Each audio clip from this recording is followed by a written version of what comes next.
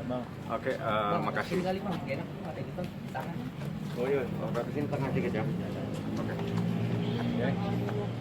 Oke, makasih rekan-rekan media. Jadi barusan Dokter Siska datang di Polres Bogor untuk diperiksa atau dimintai keterangan sebagai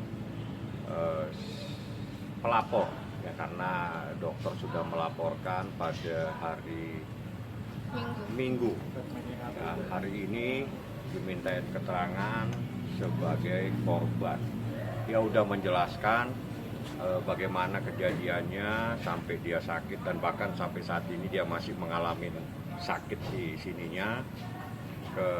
Seperti apa kejadiannya, data-datanya sudah saya serahkan kepada penyelidik. Jadi ada foto, ada juga hasil resum medis, dan juga ada beberapa video tentang kejadiannya. Nah, itulah yang tadi proses pemeriksaannya sudah dilakukan. Terima kasih banyak kepada penyelidik yang sudah melakukan pemeriksaan, bisa menerima laporan ini bahwa yang dilaporkan adalah inisial KH atau nama lengkapnya itu inisial Eka ya. Jadi nama lengkapnya seperti itu. Dilaporkan oleh Dr. Siska, diduga melakukan tindak pidana penganiayaan dan tindak pidana perbuatan yang tidak menyenangkan. Ya, seperti itu. Hal-hal lain kalau mau lebih jelas mending tanya dengan korbannya sendiri, bagaimana kejadiannya dan seperti apa yang terjadi. Jadi secara bukan hanya sakit karena badannya dilakukan penganiayaan, tapi secara psikis dia juga trauma akibat adanya perbuatan yang dilakukan oleh oknum seorang laki-laki. Seperti itu ya, dokter ya. Ya dokter, mungkin boleh diceritain kronologinya kalau menurut dokter sendiri seperti apa, dok? Jadi kronologinya tuh seperti biasanya kan, saya ada memang terlalu peduli ya mungkin ya, sampai di rumah sakit juga kan. Dari saat itu juga saya sering menemani tiap hari, mengorbankan waktu praktek saya. Setelah itu dia kan ada off ya, kalau nggak salah 1 minggu. Setelah off 1 minggu dia ada kembali syuting.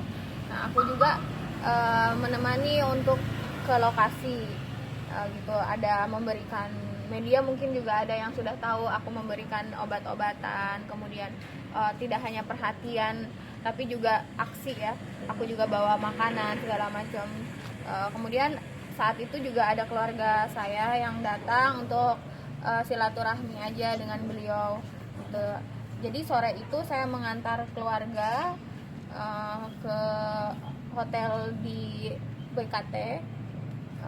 Saya bertemu juga dengan saudara KH ini.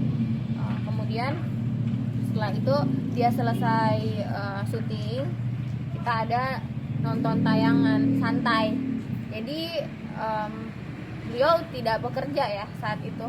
Kondisinya kita, saya, beliau dan adiknya itu sedang santai menonton tayangan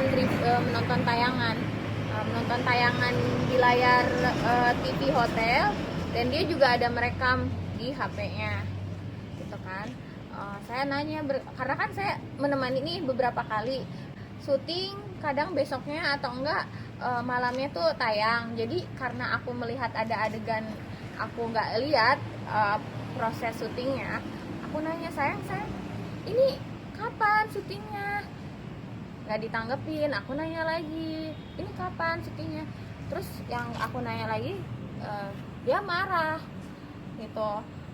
Bisa nggak jangan ganggu gini. Aku yang lagi nyender juga kan, dia agak aku didorong juga, sedang nyender ke dada dia kan, namanya lagi santai-santai gitu kan. Terus aku kaget dong, karena aku merasa aku udah jauh-jauh. Terus aku juga nanya juga baik-baik, dan dia juga bukan bekerja ya, kita santai gitu. Dan adiknya tuh memberikan komentar, aku udah tahu dia pasti bakal marah. Dari situ aku juga kan ada didorong, terus aku juga ngerasa tersinggung, namanya kita punya hati, perasaan datang jauh-jauh dari Jakarta untuk ibaratnya peduli sama orang ini. Aku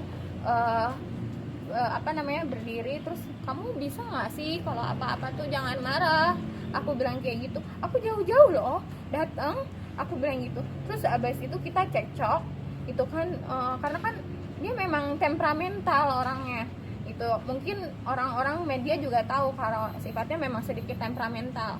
Jadi aku kan ngerasa tidak dihargai gitu, apalagi dimarah-marahin di depan adiknya. Saya sebagai orang yang merasa udah peduli, jauh-jauh mengorbankan waktu, tenaga, pikiran, materi gitu, kok dimarah-marahin itu dengan hal yang menurut aku tidak perlu marah. Itu akhirnya aku konfront, bisa nggak sih kamu tuh jangan marah-marah, sedikit-sedikit marah, apa-apa marah, aku bilang kayak gitu. Kita adu mulut. Setelah itu tuh dia melempar aku dengan tas, kamu keluar, kita putus, katanya, sambil dilempar dengan kencang. HP saya pun ini retak karena kan ada di dalam tas. HP saya sebenarnya ini, lihat. Nih, ini sampai ada retak, saking melempar tasnya kencang. Kalau misalnya nggak kencang nggak mungkin retak ya. Tuh, ini di dalam tas itu ada HP saya, ada botol parfum yang 100 cc, kemudian tumbler stainless berisi air, tumbler termos yang untuk panas gitu, dan ada make up kit. Dia lempar, kena ke sini saya, yang sampai saat ini juga saya sakit karena ada dari keterangan dokter yang saya periksa kontusio otot gitu. Jadi di sini ada bengkak, ada memar daerah sini. Kemudian di sini fotonya ada sih, Dek, minta tolong foto, Dek, foto yang ada bengkak-bengkak aku. Di situ juga ada memar di area tangan dan luka gores, sama leher aku sakit juga gitu. Aku dilempar kena badan, aku kaget dong, kok kamu kasar banget, aku bilang gitu.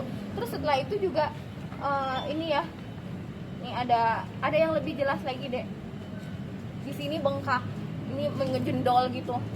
Sampai sekarang bengkaknya udah hilang karena kan ini kejadian udah lama ya, 26 Mei. Ini ada biru-biru, ini luka gores gitu. Setelah itu saya kan masih komunikasi lagi, dia minta putuskan, yakin kamu mau putus, aku bilang kayak gitu kan. Dia marah, saya dipaksa keluar, kamu keluar, dipaksa ditarik sampai keluar. Ada juga ini kegoreskan karena dipaksa keluar.